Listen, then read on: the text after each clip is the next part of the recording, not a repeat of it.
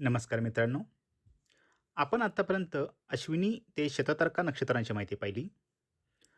ज्योतिष शिकण्याच्या या आपल्या प्रवासात आज आपण पाहणार आहोत पुढील नक्षत्र पूर्वा भाद्रपदा नक्षत्राबद्दल. चला तर मग जाणून घेऊया पूर्वा भाद्रपदा नक्षत्र. ज्योतिषविषयक माहितीसाठी या चॅनेलला लाईक, शेअर आणि सबस्क्राईब करायला विसरू नका. तसेच माझे व्हिडिओ आपणास आवडत असल्यास कॉमेंट बॉक्समध्ये नक्की सांगा. मित्रांनो, पूर्वा भाद्रपदा हे नक्षत्र मालिकेतील क्रमांक 25वे नक्षत्र असून राशीचक्रात या नक्षत्राचा विस्तार 320 अंश 0 कला ते 333 अंश 20 कला इतका आहे. दुसऱ्या शब्दात सांगायचे झाले तर हे नक्षत्र कुंभ व मीन राशीत विभागले गेलेले आहे व त्याची स्पष्ट कल्पना तुम्हाला अवकडा चक्रात पाहिल्याच येईलच. येथे पहा, कुंभेत शेवटचे 3 चरण पूर्वा भाद्रपदा नक्षत्राचे असून तिथे कुंभ राशी संपते व पूर्वा भाद्रपदेचा शेवटचा म्हणजे 4था चरण मीन राशीत जातो. आता यावरून हे त्रिपाद नक्षत्र आहे हे तुम्ही ओळखलं असेलच नाही. या नक्षत्राची बेसिक माहिती जसे याची नाडी आद्य असून सिंह योनी आहे, हे मनुष्यगणी नक्षत्र असून आम्रवृक्ष याचे आरद्वृक्ष आहे, सोने हे दानपदार्थामध्ये येते व अजेकचरण किंवा अजचरण किंवा अजपाद ही याची स्वामी देवता आहे. अजपाद हे भगवान शिवाच्या रुद्र अवताराचेच एक अंश आहेत व हे नक्षत्र अधोमुखी असून याची दृष्टी चिबीट आहे व याचा स्वामीग्रह गुरु असून प्रथम 3 चरणाचा राशीस्वामी शनी व चतुर्थ चरणी राशीस्वामी गुरु ग्रह येतो, हे तुम्हाला कळेलच. तसेच हे अग्नितत्वाचे उग्र संज्ञक नक्षत्र आहे आणि याच्या 4ही चरणात अनुक्रमे से, सो, दा, दी ही चरणाक्षरे येतात. मित्रांनो, अगोदर सांगितल्याप्रमाणे पूर्वी भाद्रपदा हे एकच नक्षत्र होते. नंतर ज्योतिर्विदांनी त्यांचे पूर्वा भाद्रपदा व उत्तरा भाद्रपदा असे 2 भाग केले. भद्र म्हणजे कल्याण व पूर्वा भाद्रपदा म्हणजे आयुष्याच्या पूर्वार्धात कल्याण करणारे असा याचा अर्थ होतो. पाद किंवा पद म्हणजे पाय व भद्र म्हणजे कल्याण, म्हणून हे शुभ पावलाचे नक्षत्र असल्यामुळे हे कल्याणकारी व भाग्यवृद्धी करणारे शुभ नक्षत्र आहे. तरी हे पैशापेक्षा ज्ञानाला जास्त महत्त्व देतात. या नक्षत्रात एकूण 2 तारे असून याची आकृती एखाद्या मंचकासारखी किंवा दुधारी तलवारीसारखी भासते. हे गुरुचे नक्षत्र असल्याने हे शुभ व रजोगुणी नक्षत्र आहे.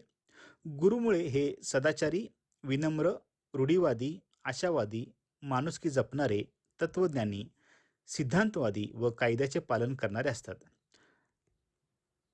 तसे तर हे संवेदनशील असतात, परंतु हे अग्नितत्वाचे उग्र नक्षत्र असल्याने खूप वेळा हे हिंसक होतात.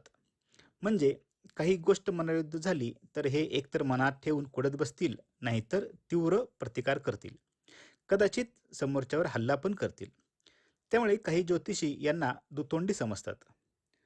जसे याची आकृती दुधारी तलवार आहे, त्याप्रमाणे समाजात असे काही लोक असतात जे वरून सभ्य दाखवतात पण आतून स्वार्थापायी समाजविघातक कृत्य करीत असतात. ते या नक्षत्री येते. पण अशा केसेस खूप कमी प्रमाणात या नक्षत्रात आढळतात. मुख्यतः हे गुरुचे मनुष्यगणी नक्षत्र असल्याने हे जातक संस्कारी, अलौकिक बुद्धीचे स्वामी असतात. यांना संशोधनाची आवड असते.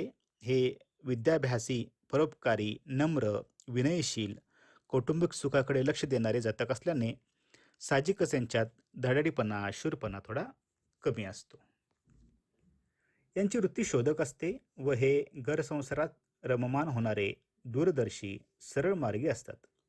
हे समाजप्रिय, निपक्षपाती, पूजापाठ, होमहवन, धार्मिक गोष्टी करणारे असतात.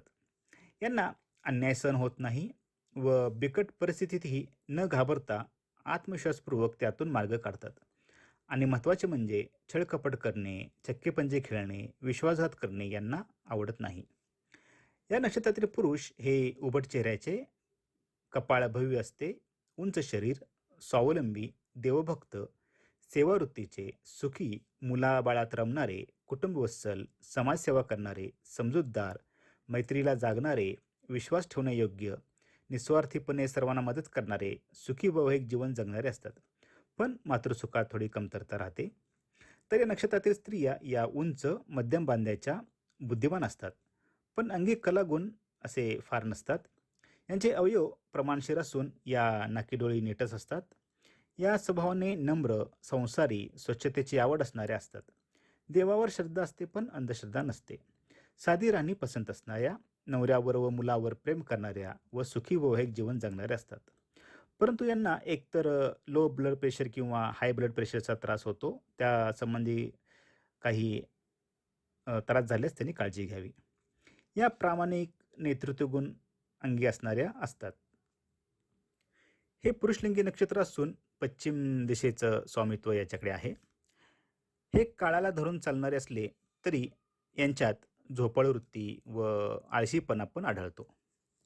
यांच्या मैत्रीपूर्ण व्यवहारामुळे लोकसुद्धा यांच्यावर विश्वास ठेवतात व खरेपणा हा यांचा मुख्य गुण असतो. यांच्या मनात कोणाबद्दल द्वेषभावना नसते व आपल्या जबाबदारीची यांना पूर्ण जाणीव असते व आपले कर्तव्य प्रामाणिकपणे निभावतात. हे परिस्थितीशी झगडून यश मिळवतात. व अवयवांचा विचार करता यामध्ये पाय हा अवयव मुख्य येतो. म्हणजे प्रथम 3 चरणात पायाचा घोटा व चतुर्थ चरणात पायाचा पंजा, पायाची बोटे येतात. व आजाराचा विचार करता पायाचे विकार, पोलिओ, लो ब्लड प्रेशर, कावीळ, आतड्यामध्ये विकार, उलट्या होणे, पित्ताचे विकार, अंगदुखी, हात, कान, घशाचे रोग पण आढळतात. चरणांचा विचार करता याच्या प्रथम 3 चरणात आईशी पटत नाही.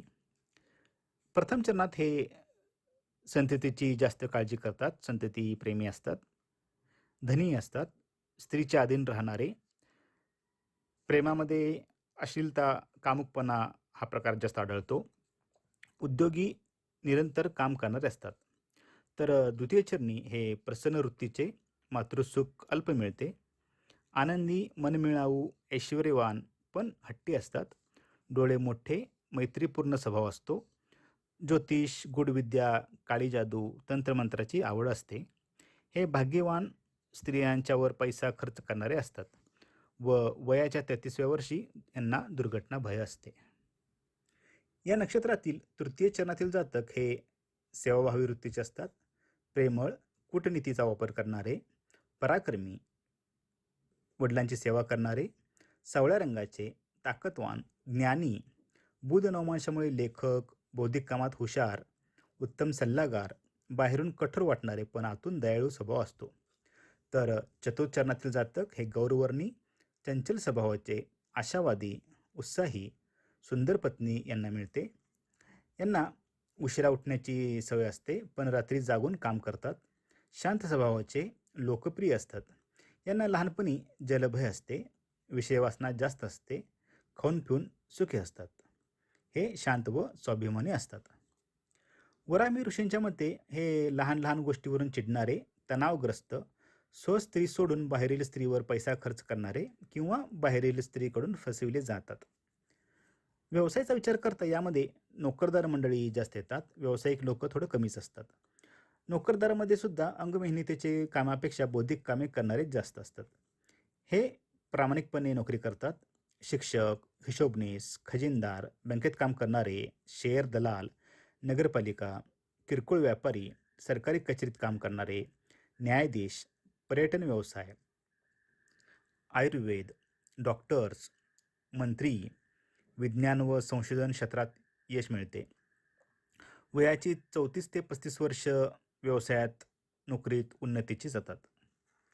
मूर्तशास्त्राचा विचार करता यात गायी पाळणे, तंत्रमंत्र करणे, चौर्यकर्म, विहीर खणणे, उग्र नक्षत्रामुळे अरेरावी करून काम करून घेणे, अधिकारचा गैरवापर करणे, वाटण्या करणे, विभाजन करणे इत्यादीस हे शुभ नक्षत्र आहे. उपायांचा विचार करता यांनी भगवान शिवाची उपासना करावी. सोने दान पदार्थ आहे म्हणून गरीब विप्र दंपतीस सोन्याची वस्तू दान करावी. काळ्या रंगाचा वापर शक्यतो यांनी टाळावा व आराध्यवृक्ष आंबा असल्याने त्यासंबंधी उपाय अगोदर सांगितल्याप्रमाणे करावेत. व जाता जाता एक टीप सांगतो, ती लक्षात ठेवा. जर तुम्हाला कोणाबद्दल कोर्टात केस दाखल करायची असेल व हे पूर्वा भाद्रपदा नक्षत्र मंगळवारी किंवा शुक्रवारी आले असता तुम्ही केस केलीत तर समोरची पार्टी केस जिंकते, त्यामुळे ते टाळावे. व हे चिबीत दृष्टीचे नक्षत्र असल्याने हरवलेली वस्तू फार प्रयत्नाने पश्चिम दिशेस मिळते. आज येथेच थांबू. धन्यवाद.